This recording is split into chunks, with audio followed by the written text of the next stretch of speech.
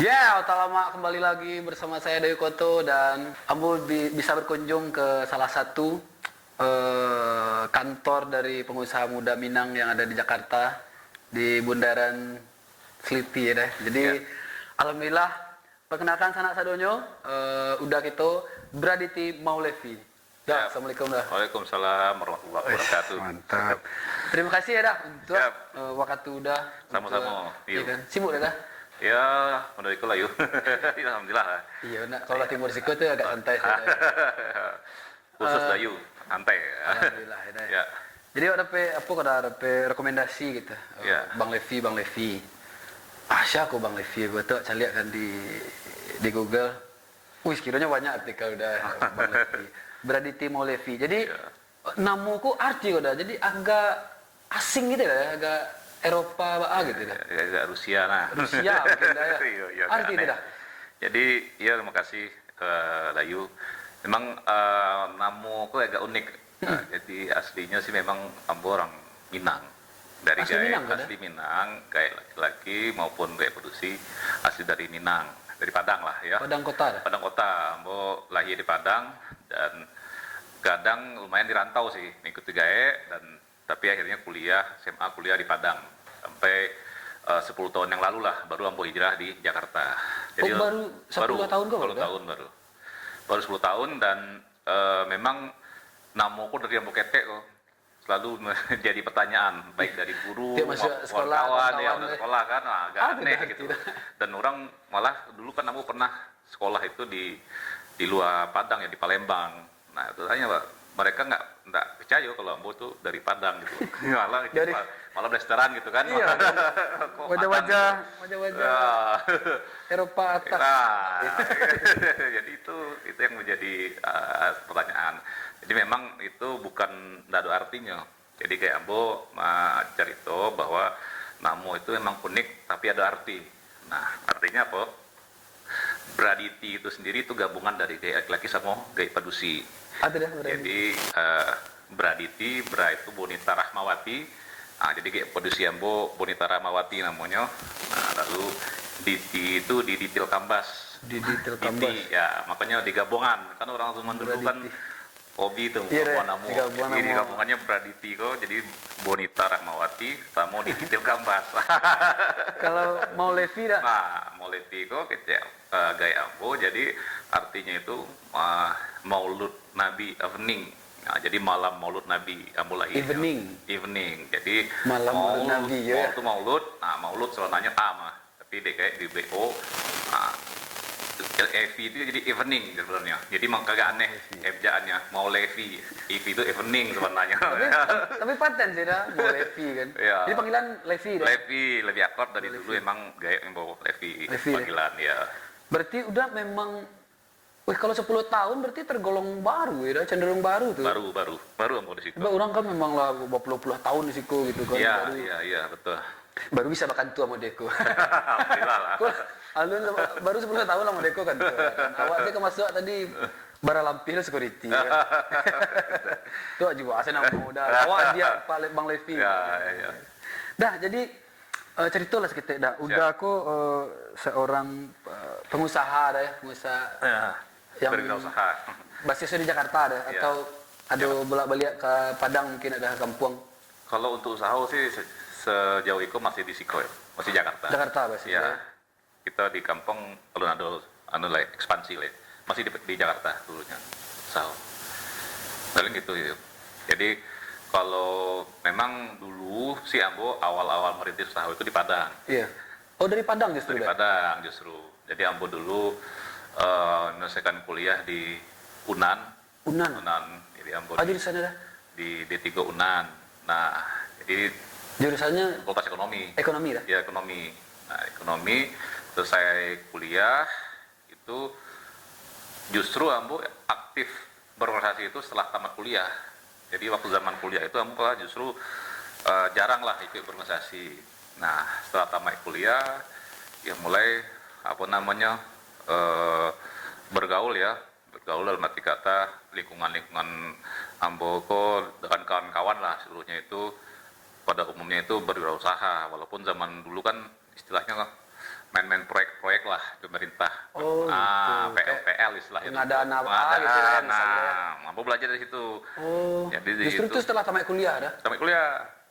Dia tamat kuliah, mau mulai belajar. Dulu sih sempat tamat kuliah tuh ambo bakar aja di salah satu airlines ya.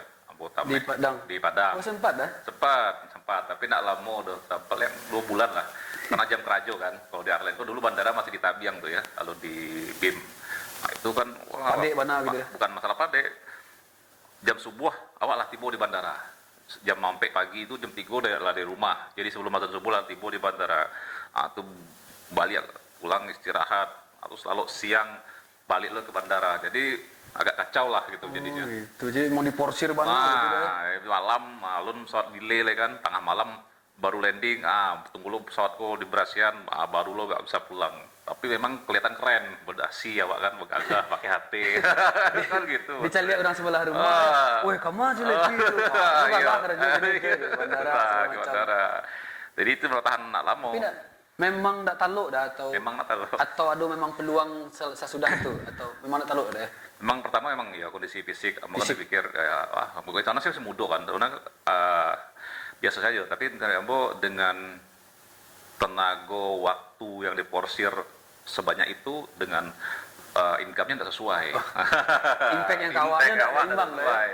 Jadi ya bikin-bikin kan udahlah. Ada kan. Nah, kebetulan ada kawan-kawan sama main lah kan gitu kan. Nah, ini main-main di pengadaan, ikut aja. Itulah awalnya dulu. Iya, itu awalnya dulu ikut pengadaan. Berarti membiak risiko juga kan? Risiko. Karajo jaleh lu nak dole tapi dia lah keluar dari sebelumnya gitu kan. Iya, sebelumnya diajak lah keliling-keliling tuh ke dinas-dinas lah waktu itu tuh ya, di Pemda-Pemda di Sumatera Barat, keliling tuh. Nah, tapi lama-lama mau belajar, kayaknya lama juga kok gitu kan. Iya. Karena sebenarnya sih intinya kan pemindahan barang di toko, awak pindahan ke dinas-dinas kan gitu. Awak perantaranya. Akhirnya mau berusaha belajar, ambil lah perusahaan CV dulu kan, CV agak suram. Nah itu ada mana surang artinya nilainya ketek-ketek lah gitu kan. Ya udah berjalan dan akhirnya ya udah sampai selesai lah di Padang. Sampai barang kamu pindah, perusahaan itu lah kamu tutup gitu loh. Paling itu sih ininya cerita sebelumnya ya. Dan Ambo merasakan bahwa artinya dari usaha itu memang yang paling penting networking ya, jaringan.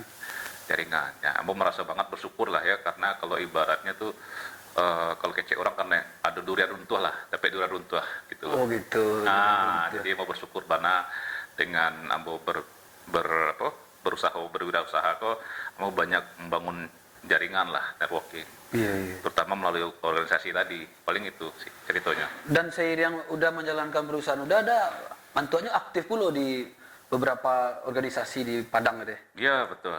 Jadi kalau kini mungkin Dayu pernah atau lagi tren gini kan anak-anak muda berwirausaha, berorganisasi, ada HIPMI, ada macam-macam lah kan, ada yang namanya kayak craft gitu loh. Nah itu kan artinya kan memang bagaimana anak-anak muda kok bisa dilatih mentalnya menjadi pengusaha wirausaha lah gitu loh. Nah itu kebetulan Ambo waktu 2007 itu HIPMI itu vakum di Sumatera Barat. Jadi Ambo udah bersama kawan-kawan lah waktu itu kan, mantan ketua HIPMI Sumatera Barat pada periode itu kawan sama main lah kan. Nah kami berdiskusi bangun lah HIPMI di Sumatera Barat. Dulu belum bentuk gini kan, kalau ini kan lah aktif lah, ya, banyak kegiatan dan luar biasa lah dinamikanya, artinya sangat-sangat bagus lah dampaknya terhadap pengusaha muda di Sumatera Barat. Nah zaman dulu susah jadi memang orang masih ingin cari apa kok HIPMI gitulah, jadi intinya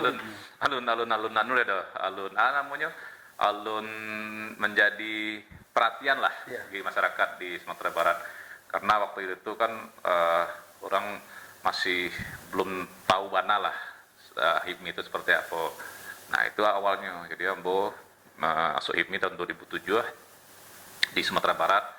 Setelah vakum sekian lama, Nah, setelah itu tahun 2009 ya, sebelum Gampo itu Ambo menjadi diminta lah, bukan diminta, terus dipercayalah sama kawan-kawan untuk menjabat ketua HIPMI di Kota Padang. Ketua HIPMI Kota Padang. Ya, yang pertama itu, karena dulu HIPMI Kota Padang itu belum ada oleh. Jadi yang dulu baru ada HIPMI Sumatera Barat. Nah, di HIPMI Kota Padang dipercayalah sama kawan-kawan untuk menjabat ketua yang pertama. Nah, barulah selanjutnya itu kan HIPMI itu kan per 3 tahun dan nggak boleh 2 kali. Nah, barulah setelah itu ada Fadli, Wali Kota Padang Panjang, ada Ivan, yang kini ketua Kadin ya Kota Padang, dan alhamdulillah sampai kini berjalan lah. Jalan dari kaderisasi, iya sampai kini luar biasa tuh. Salut Abu. Sorry dah. Berbicara masalah bisnis yang udah bangun dari dulu itu deh. Jadi yang pasti setiap orang tuh punya track record masing-masing lah kan. Ada jalan Mandaki, ada jalan Manurun, ada jalan Mandata. Nah, kira-kira udah hal-hal yang masa-masa bari lah ketika udah sedang berjalan memutan bisnis dulu tuh, kira-kira ada enggak masa-masa udah tuh mentok atau terbentur atau masalah gadang atau apa gitu. Jadi kalau jadi mungkin memang setiap orang punya masing-masing ya, yang namanya jalan hidupnya untuk membentuk dirinya seorang gitu loh. Jadi kalau udah sendiri sih pada prinsipnya memang waktu di Padang itu apa namanya ada juga lah beberapa istilah itu rintangan ya, tapi karena waktu masih bujang kan, jadi masih alun serius lah, apa yang dapat ini habis lah gitu lah, istilahnya ndak alun bisa membangun biaya entertainnya tinggi ya, tinggi ya kan, apalagi wakil ketua ya tahu sudah ya kan, kalau lakannya puang tuh iya. keluar aduh gitu. Jadi alun-alun terbesit untuk investasi dan lain sebagainya. Nah pada saat itulah di titik itu udah sempat berpikir, wah kalau mau di kota Arui bisa jadi bujang lapu awak gitu kan di Padang itu gitu loh. Karena ya, artinya awak belum sempat untuk memikirkan masa depan karena awak habis waktu untuk mau urusasi. Jadi tidak hanya HIPMI aja waktu itu, ambo juga di di KNPI, di PPM Pemuda Pancasila dan KNPI. Nah, itu pun banyak lah kegiatan-kegiatan. Itu sibuk tuh dah ya. Iya, habis hari waktu sampai di Toto tuh ada para buah baju kemeja jaket kan seragam. Ya. Alun di AMPG dulu, aku ketua AMPG di Padang. Mujo botol nak kalau Bonda ada dulu tuh kalau gimana? Kayak botol ini bisa banget. Bisa digantung kan. Gitu. Jadi apa nyebabnya dah? Kalau boleh cerita sedikit dah. Mbak Amangko di 2002-an ya udah hijrah ke Jakarta ya. Itu kan dengan track record perusahaan udah kalah lumayan ancak tuh mungkin kan di waktu itu. Mbak Amangko udah memutuskan untuk hijrah ke Jakarta dan perusahaan itu ditutup dan mungkin perusahaan baru mungkin di Jakarta ya. Apa cerita itu dah? Menarik terang ada deh. Soalnya lah settle kan posisi di sini, memang ada pindah ke Jakarta atau memang nio ke Jakarta sih gitu. Jadi memang artinya gitu. Dulu udah merasa kalau mungkin bukan apanya ya mohon maaf ya, artinya awak lah di posisi 5 kayaknya ala mentok lah gitu. Jadi ala mentok arti kata kuenya segiko sementara pemainnya banyak. Dan satu sisi udah HIPMI kok jaringan seluruh Indonesia. Rasa sayang mana kalau awak tidak memanfaatkan jaringan awak itu. Dah. Ya. Berbicara tentang Jakarta Kareh itu dah, Jakarta Kareh. Jadi tempat itu tersebut udah kan. Emang sakareh sih Jakarta untuk seorang Bang Levi, katakanlah mulai dari merantau dulu lah dah, mulai dari awal-awal merantau dulu gitu dah. Jadi memang waktu itu kondisinya memang luar biasa tuh. Jadi udah sampai menjual online tuh udah lewati itu di usia dari kontrakan akhirnya di usia tuh emang di usia itu kamu udah tinggal ya iya jadi emang di usia lah 2 bulan lebih lah memang nunggak itulah pinjam bulan kini jadi untuk gali lubang tutup lubang sekali 2 kali itu ada kawan sana membantu kan tapi kan lama-lama dek nak ada pemasukan tentu makin tersasak lah gitu kan, akhirnya bingung, ngalik kok di kamar, ya itulah keluar lah gitu loh, sampai akhirnya keluar dari apartemen waktu itu, tinggal di rumah Pintuo waktu itu kan, Sepantan. Tinggal di pintu dah. Pintuo, orang Minang kan rasanya tuh malu lah Agak gitu kan, gitu, ya, barek agak gengsi barek lah, walaupun memang nggak ada masalah kan, tapi rasanya sebagai laki-laki kok agak-agak harga diri wak kanai lah gitu. Tapi nak ada pilihan lah Tapi gitu. ada pilihan deh. Tapi bertahan di Sinan lah, itu sampai di titik terendah. Titik terendah kok dari kata yang tadi itu pilihannya merokok, sampai pilihan merokok jo pempes anak tuh saya deh.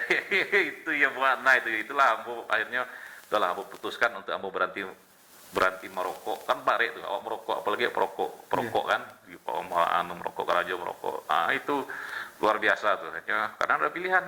Kalau hendak beli jo pitiko untuk beli rokok, sementara PT untuk beli pempes tak ada. Nah itulah bareknya kan, Tidak logis sama sekali nih, sama Boy. sekali kan, pada anak awak lo yang menjadi korban kan, akhirnya bu putuskan itulah biarlah kamu korbankan rokok, asal anak udah bisa adu pempersnya. Nah itulah awalnya, sampai pernah tuh dulu dari rumah Mintuwo ke Kantua jaraknya kan sekitar 3 kilo lah, 3 kilo lebih 5 kilo lah. Itu kamu pernah jalan kaki dari rumah Mintuwo, karena ya itu ada piti.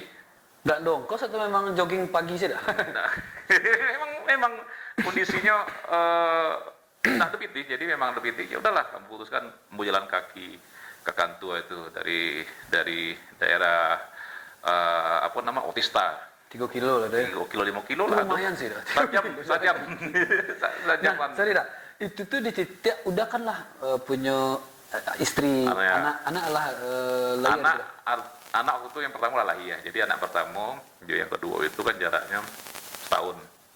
Nah itu ada kejadian lucu juga tuh. Bukan lucu sih, kalau ini mungkin lucu, kalau dulu kan jantung pada buah kan rasanya. Jadi dulu anak kedua udah ke waktu lahiran itu di rumah sakit. Nah itu udah sampai menjual seluruh barang lah, menjual handphone, laptop, apa segala macam. Nah itu untuk menabui biaya rumah sakit, Jadi hari itu harusnya hari Iko misalnya kan, alhamdulillah tuh keluar PT Colorado, ya udahlah kecen ke rumah sakit itu extend sehari lah.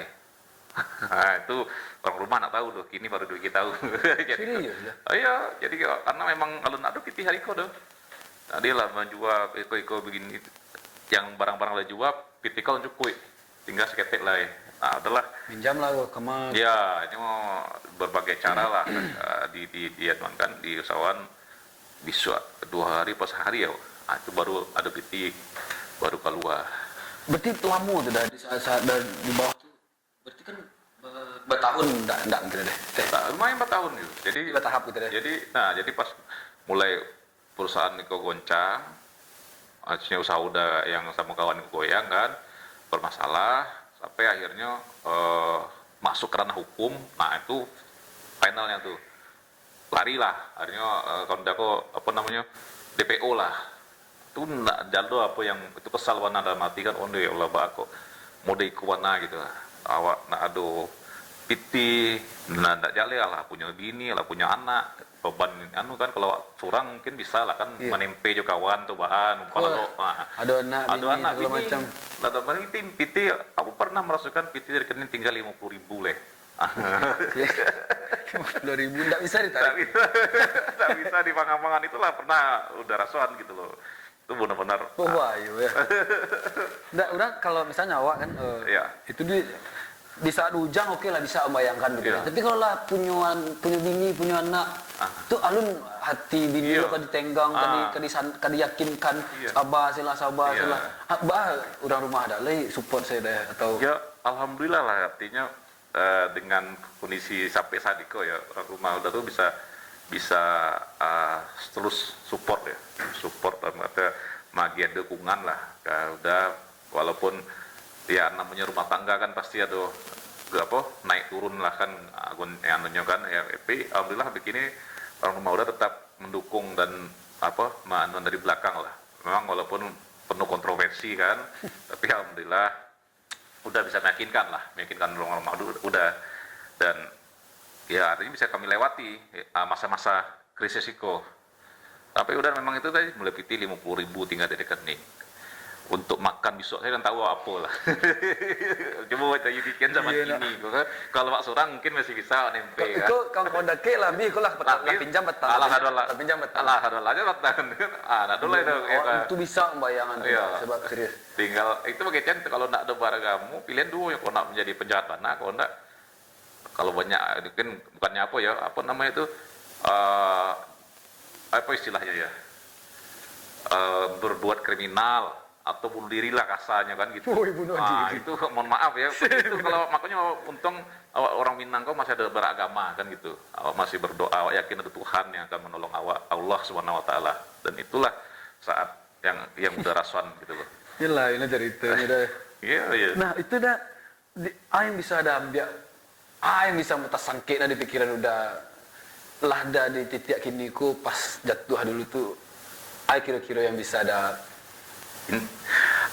Kalau inti sih kok ya alhamdulillah artinya udah bersyukur bisa melewati masa-masa itu, karena kalau artinya siapapun lah, bukan hanya udah kan, siapapun lah awak kok yang pasti mengalami proses itu pasti dalam pikirannya orang pandai mengecek saja, nggak tahu uang baraso Teori teorisinya. Nah udah benar-benar paham alam mengalami, jadi raso kemenangi gitu lah, wah lah raso kayak Allah namanya pobana lah gitu loh, yang menjadi anu awak kan, menjadi doso awak lah gitu loh, sehingga Tekanan sadoso. Nah tapi akhirnya ya itu tadi memang batu awak butuh apa namanya tuh untuk belajar agama lah, supaya bisa mengingat Tuhan, awak mengingat Allah dan sebagainya, dan berbuat kebaikan, dan itulah menjadi motivasi titik balik kuda.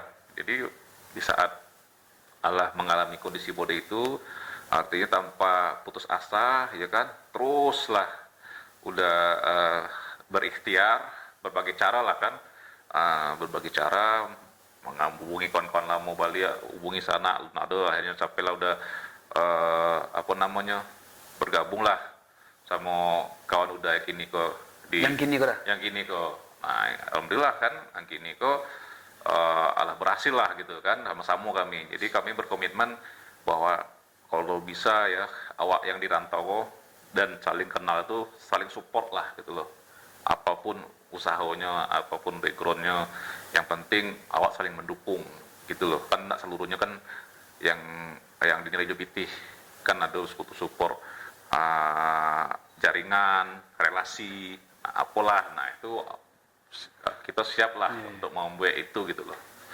Nah, menjelaskan fenomena kini kok dah. Kreator-kreator yang bahkan makin hari makin kesiko itu tuh tidak ada peraturan sama sekali gitu dah. Dalam peraturan sama sekali itu dalam artian, hey awak Minang yang notabene itu adat bahasa di Sarak bahasa di Kitabullah. Nah sadar ndak sadar udah itu kalau di TikTok itu lumayan kasar, kasar. Inyo mengekspos keminangannya untuk eksposur yang lebih gadang, cuman dari hal-hal yang negatif gitu. Misal, kata-kata kotor lah, cari itulah pasti itu. Dan yang dulunya tuh sangat langka, ya kan? Di media aku nggak usah cari, di kamera nggak usah cari, ya kan? Walaupun tuh hanya videonya seketik, ruang lingkupnya atau kadang, kini dah, waduh. Udah buka sih TikTok tuh mencogok di FYP udah tuh kata-kata kotor dan yang mengumbar-ngumbar yang lain-lain lah gitu dah. Nah kira-kira pada udah tuh kan Allah meleset mana dari koridor Minang gitu. Iya. Jadi kalau dari udah ya itu sih memang tidak bisa dipungkiri, karena bagaimanapun juga yang namanya pengaruh baik dari gaya, bahasa, apa namanya tuh style lah ya kan, model dan sebagainya. Itu awak kok di Indonesia, bukan hanya di Minang ya, Indonesia kok terpengaruh banget kok dari luar. Nah itu salah satunya, kamu mengikuti itu, kamu pun artinya aktif juga kan, udah aktif juga di media sosial, Instagram, TikTok, dan lain-lainnya itulah. Jadi ada beberapa yang arti kata udah sangat mendukung lah anak-anak muda, kreator konten ya kan, kreator konten terutama hal-hal positif itu bisa tumbuh bisa apa namanya banyak lah, makin banyak anak-anak muda Minang ide-idenya, mengeluarkan ide-idenya makin rancak, makin bagus. Nah tapi memang tolong artinya kalau bisa sih apa ya, tim atau kalian kok sebagai tim kreator Minang itu berkumpul lah, berarti berkumpul, berdiskusi, membuat suatu wadah sehingga bisa saling sharing dan bersepakat membatasi, karena itu kan ibaratnya karena surang-surang. Ya. Nah, aduh, awak saling mengenal. Jadi kelamak seorang aja, karena iko media punya aden surang gitu ya kan, ada juga manga kayak mau apa ya terserah. Nah, kan itu menjadi PR-nya, menjadi permasalahannya. Jadi balik ke diri seorang, Bari. Jadi seseorang, jadi pun kami pun mengharap, yaudah pun yang senior ataupun yang kayak pasti mengharapnya supaya bisa buat lah konten-konten yang mendidik lah, ya kan, yang positif, membangun semangat, membangun inspirasi. Jadi tidak hanya sekedar banyak followers, banyak like saja gitu. Sekedar banyak follower jadi cuan langsung. Jadi cuan saja. Tapi banyak kok dah yang positif dan yang gimana berpotensi standarnya itu tinggi banyak. Banyak. Pastilah. Plus minus lah deh. Plus minus. KKM itu artinya buat supaya awak di Minang atau di rantau itu bisa saling kenal lah ya, bisa saling tahu bahwa berbagai macam background yang awak miliki di situ kan. Dan hampir kalau udah lihat mayoritas itu sebagian besar lebih dari 50% orang Minang itu di situ mengalih pedagang. Udah pun mengalih kan tiba-tiba. Iya, mengalih gitu. Jasa mungkin ada. Iya, memang sebagian lagi ya itulah berposisi sebagai tenaga ahli ya kan, sebagai dosen dan lain sebagainya lah kan, profesional lah gitu kan. Nah, artinya dari banyaknya berbagai macam profesi itu kan pasti akan saling berkaitan. Iya. Nah, mulai dari artinya pedagangnya sampai ke pembelinya sampai pembuat kebijakannya gitu loh. Nah itu artinya kalau awak tahu ternyata orang awak mah pasti ada rasa emosionalnya gitu kan, emosi sendiri. Nah jadi kalau nak tahu kan sama mantu, kalau istilah orang dulu tuh kalau di Tanah Abang tuh kalau bawa mago galih orang tuh pakai bahasa Minang murah harganya mana kan gitu. Jadi kalau bahasa Indonesia berapa bang, ya kan ya, jadi mahal gitu kan, tapi pada jadi ada emosionalnya gitu loh. Nah itu contoh sederhananya. Jadi kalau menurut Yuda artinya, nah siapapun lah perantau Minang yang ada di manapun lah ya, artinya jangan menutup diri, asagan nang rumah. Mengalo alus-urusan dari Minang ke orang Minang kok begini begitu. Nah, itu kan hal yang nggak baik. Kan tidak semua seperti itu gitu loh. Atau ada cerita tidak nggak ada piti masuk. Itu memang penyakit. Berarti memang tidak perputarannya memang nggak ada piti masuk non profit atau ada beberapa organisasi yang ada income-nya untuk si personalnya gitu atau ada? Kalau yang mode IKM ada acara gitu dah. Sudah hanya sekedar volunteer sih yang secara struktural kok atau ada profitnya gitu dah. Kalau yang namanya organisasi kemasyarakatan ya atau kayak paguyuban gitu ya istilahnya, itu nak do yang namanya profit oriented, karena masing-masing punya background yang berbeda-beda, dan itu pun yang saya lihat bahwa itu kan organisasi kemasyarakatan, motivasi ataupun semangat yang membuat awak untuk bisa ikut aktif dalam organisasi itu kan karena awak sama-sama merasa sekampung, merasa sama-sama orang Minang. Nah itu motivasinya. Nah untuk kegiatan-kegiatan seperti itu ya itu tentu kembali ke masing-masing pengurus. Artinya apakah itu bisa menjadi menjadi suatu untuk mencari titik ya kan, atau bisa silaturahmi saja, berpatungan. Artinya kalau orang lebih banyak kan ini adalah patungan saya. Nah kadang kan itu yang namanya tidak seluruhnya orang kok pitih. Nah ada pun yang ini kondisi ekonomi susah, nggak ada kerajo, bisa aja nyambi di situ. Deki kerajo, ada anunya uang rokoknya, ada uang anunya, akhirnya kan saling mengisi lah. Pokoknya aktif lah gitu. Pokoknya aktif. Jangan menutup diri. Gitu. Oke. Dah kampanye udah kapo dah ya, udah Nah terlibat kan di peta perpolitisan di Siko itu di kampung kan? Itu agak menarik ke pertanyaannya. Jadi kalau untuk perpolitikan, memang saat Iko udah menjabat di salah satu pengurus di partai, ya kan? Ya. Di Siko dah? Tapi di Jakarta, di Padang, Sumbar. Di Padang. Udah itu wakil ketua di Gerindra Sumatera Barat di kampung ya. Dan masih aktif ada? Masih aktif. Karena udah kan saling mengisi lah sama Bang Andre lah gitu kan sebagai ketua Gerindra Sumatera Barat. Nah jadi udah pengurus tetapi ya itu tadi artinya ke depan memang ada sih rencana untuk berpartisipasi lah ya kan, berpartisipasi ikut dalam kontes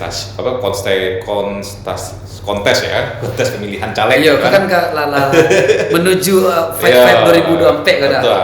Kira ada dah kalau ada bocoran sih dah. Jadi sebenarnya kan kebijakan menentukan siapa yang akan maju menjadi caleg di sebuah separtai itu kan itu merupakan otoritas wewenang pengurus pusat.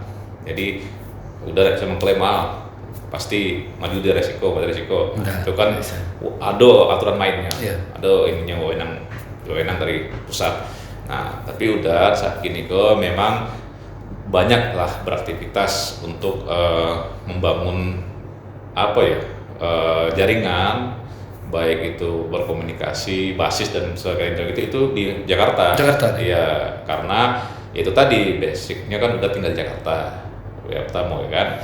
Dan yang kedua yaitu tadi aktif di IKM.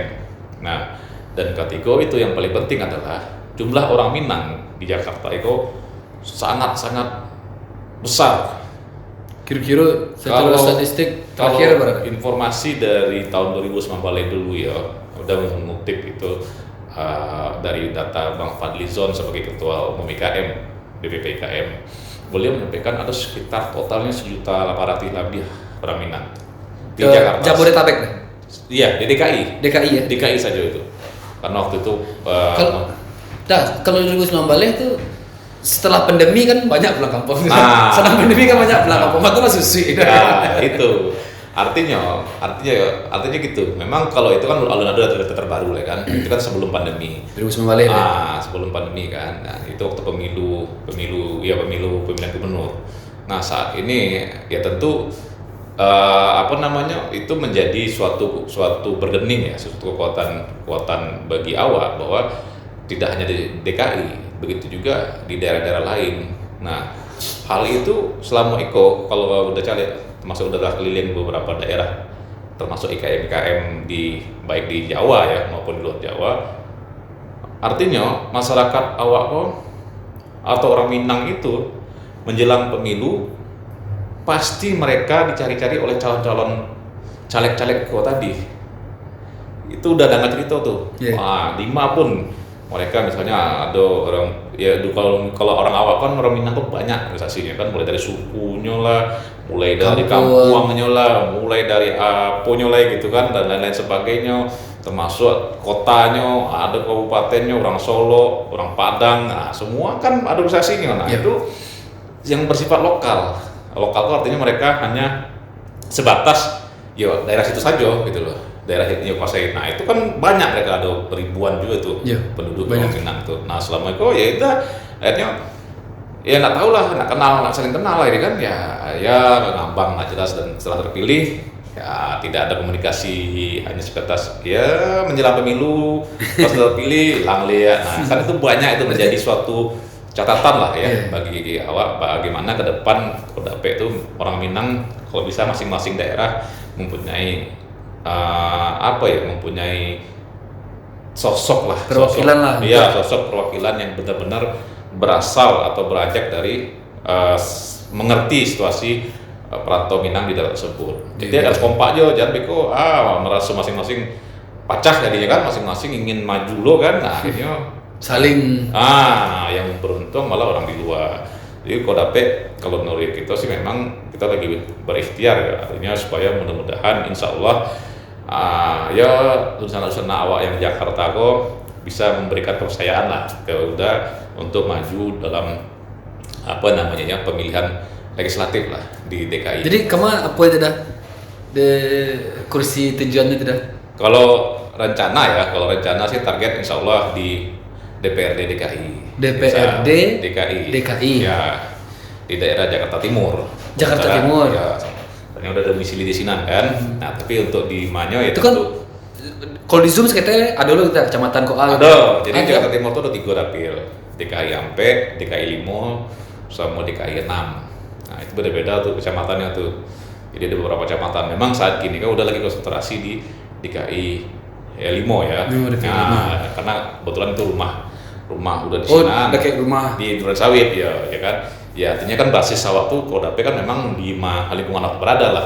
Sehingga Jakarta di apa banyak tuh dah pas di Klender masih ada. masuk Klender banyak orang awak sih. baru Jadi kali lalu. sana sadanya tolong di Ah. cenoi baca udah ada lebih kan. Masa jadi di pasar kalau dari atap yang rencana kalau memang diizinkan ya udah menjadi sinan itu mulai dari pasar Klender, Rawabening, Jatinegara, Kampung Melayu, Kramat Jati, Melayu awak aja tuh deh iya, banyak. PGC, Pasar Induk. Nah, itu ya pasar ya. Wis. Itu 70%. Iya, Orang awak, iya hampir rata-rata mengalih. Iya sih dah. Jadi Calik sih bumbu ada Wah. bumbu. Ada tuh. bakso durunya lah, Baju. bumbu baju-baju, macam termasuk juga sandang pangan. Itu orang awak. Tapi dah alasan sanak-sanak awak memilih udah kira-kira. Kan diselamatkan tak nasib rakyat-rakyat Minang yang ada di Jakarta Timur kira-kira. Ya, jadi sebenarnya kalau menurut Uda ya. Visi misi udah yang bersentuhan dengan Minang lah gitu dah. Jadi oke, ya maksudnya gitu. Artinya ya suatu jabatan atau suatu apa ya istilahnya itu cita-cita lah yang ingin dituju untuk 2024 itu kan adalah suatu alat alat lah, artinya Kendaraan lah. kendaraan yang bisa awak peroleh yang nantinya akan mempengaruhi bagaimana suara-suara itu tadi bisa tersampaikan lah, ada wadahnya, wadah resminya gitu kan, dan bisa disuarakan di dalam parlemen atau di dalam konstitusi yang diatur oleh undang-undang di negara awak. Jadi itu sih sebenarnya. Jadi bukannya untuk gaya-gayaan. Nah, karena aku balik aja kok main. Sempat tuh gaya-gayaan sih. Iya. Wih, anggota dewan, Kalau gaya-gayaan sih mohon maaf ya, iya mending anda emoskan tuh kok lah ala panik kayak bertambah lu tuh bertambah lagi ke Bapak. Bapak. Ya, mungkin itu yang bisa mau sampaikan sedikit gambaran lah. Nah, itu yuk contohnya yuk. Siap lah, mudah-mudahan dipermudah, diberikan segala kemudahan ya kan, Amin. dengan niat baik udah tadi itu insya Allah ya kan. Amin. Dah, Yep. lah panjang lebar baca itu dah, jadi Ya. baterai pula mulai habis Ya, mantuknya ya. dah. Jadi lain waktu insya Allah itu bersilaturahmi lihat dah ya. Siap. Mantap. Mantap dah. Jadi Oke, itu dah ya. siap. Terima kasih dah untuk waktu Sama-sama. dan kesempatan lah dah Gia untuk Amin. kemari berkunjung. Mudah-mudahan usaha udah selalu lancar, keluarga sehat. Amin. Tujuan mulia dah tadi itu terwujud ya insya Allah dah ya. Insyaallah. Awak pun maton merat dapat kepacak lo asli. Insyaallah. Asal aja berusaha pasti ada jalan. Siap. Ya kan. Oke dah, Oke, sekali lagi yuk. terima kasih dah. Sama-sama. Oke sana, mudah-mudahan wanita lama kita bersama Bang Levi bisa bawakan sebuah sudut pandang baru akan sebuah perjuangan, dan dimanapun sana berada, salam keluarga. Assalamualaikum warahmatullahi wabarakatuh. Waalaikumsalam.